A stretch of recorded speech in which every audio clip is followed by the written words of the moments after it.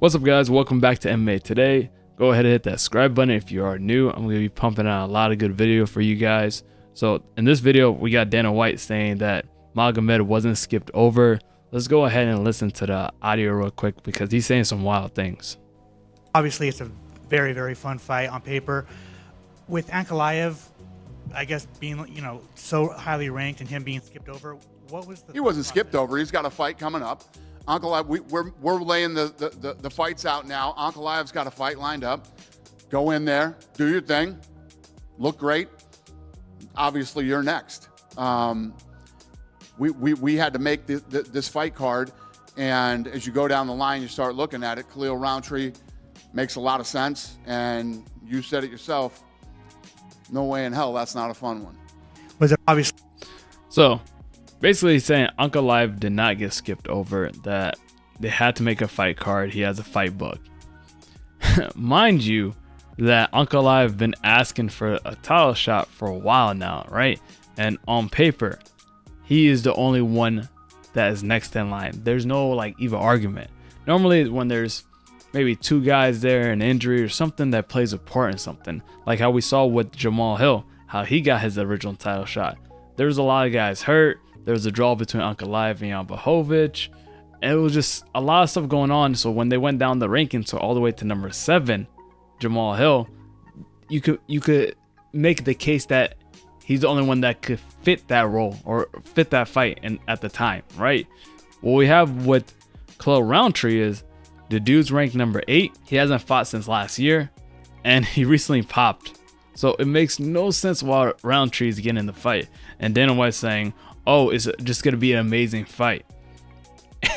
I'm pretty sure the betting odds have it, Alex Pereira. It's not going to be close, right? Alex Pereira is a better striker. Just how even the fight is played out. Alex Pereira beats him at his own game. He's taller than Rountree. Longer legs, longer arms. He has better striking, more knockout power. Everything is in Alex Pereira's favor, right? So when Dana White said it's a fun fight, yes, it is going to probably be a striking fight because, spoiler alert, Khalil Rountree told us that he's never shot a takedown in his career and doesn't plan to. So it's just going to be a stand-up fight where we're going to see Khalil Rountree get knocked out, and there's going to be a way for Alex Pereira to avoid ever fighting Ankalaev, right? So I was looking into two things. It's my thought process of why Dana White picked Khalil Rountree instead of Ankalaev, right? And the two things I was thinking of was, one, Dana White hates Ankalaev. So if you don't remember, Jan Blachowicz and Ankalaev did fight before for the vacant title, and it ended up being a draw. And that just ticked off Dana White because Ankalaev said he's thinking about leaving the UFC. They're doing him dirty, that he actually won that belt. But when we go back and listen to it, Magomed Ankalaev does not speak English. So there's a translator there. And apparently that translator translated what he said wrong. And from that day on, Dana White doesn't really ever say anything good about Ankalaev and puts him in terrible fights. And it seems like he doesn't like him. And I just want to go back to his reaction to the Magomed and Jan Blachowicz fight real quick. I think the main event was terrible. What are you going to do? What about the scoring of it itself? We've seen this. This is nothing new. Did you have anybody winning in the main event? Did you have it? I don't even know. I started to zone out after 3 rounds. So I heard that Ankalaev is upset and whatever. What do you want me to do? You got beat up the first 2 rounds and you took him to the ground. You started. What are you going to do? I haven't said this in a long time, so things must be better. Don't leave it in the hands of these judges. Well, I guess the question is, what do you do now, right? I mean, you're making title, a split. You do Glover versus Jamal Hill in Brazil. So yeah, so that set up the Glover Teixeira and Jamal Hill fight. But going back to the Ankalaev and Blachowicz fight, it wasn't that bad. Dana White made it seem like the worst fight of all time. He was just mad about the outcome, and he was extremely mad about what Ankalaev said. That ticked him off, and he still holds that against him, right? And then I was just thinking about it. Is it really that Dana White hates Ankalaev that bad, or is it something else? So the other option here was Alex Pereira is the new UFC superstar, right? You can make a case that within the last year, he has become the #1 star in the UFC. I'm not talking about like Conor or anything like that, but I'm talking about in terms of his fights, that everybody wants to see his fights. Like, he has become the UFC's babyface, or their new star as right now, right? And if you're the UFC, it's in your best interest to keep that as long as you can. If you did give him Ankalaev, who is the best wrestler in the light heavyweight division, it could probably derail your superstar right there, right? Let's go to this video of Dana White just talking about the star power of Alex Pereira real quick. You saw tonight what happens when he walks in.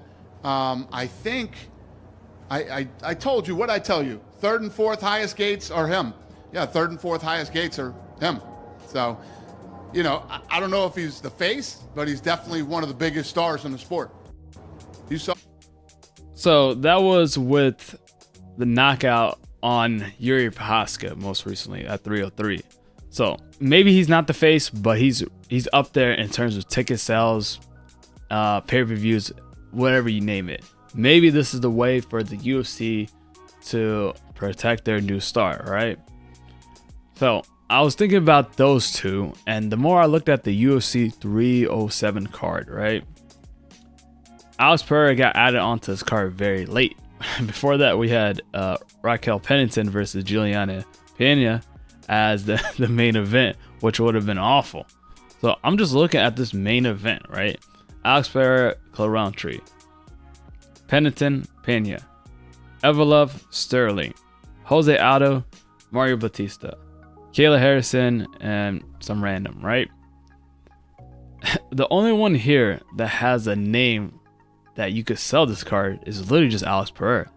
Like the rest of them, it kind of doesn't even matter. You cannot build. This is like a weaker card because the co-main is a UFC Bantamweight Championship between Pennington and Pena. Who cares? Like, no one cares. No one wants to see that. So I was right. The UFC is trying to protect Alex Pereira from Ankalaev, and now everyone's going to see that. Because after Alex Pereira knocks out Rountree, where do you think he's going to go? He's not going to fight Ankalaev next. Ankalaev is going to probably fight for the vacant light heavyweight title, because I believe Alex Pereira will move on to heavyweight to fight Tom Aspinall. So I think that's the end goal of the UFC with Alex Pereira. And if he does fight Tom Aspinall, just looking at his record here, he's never going to really fight like any true wrestlers in his career. I don't want to say like Alex Pereira's career is like manufactured or anything. It's just like he just got the luckiest matchups of all time, you know?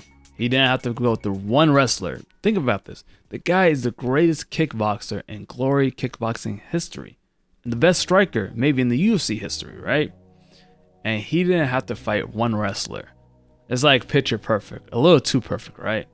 If you are new, please hit that subscribe button and also like the video.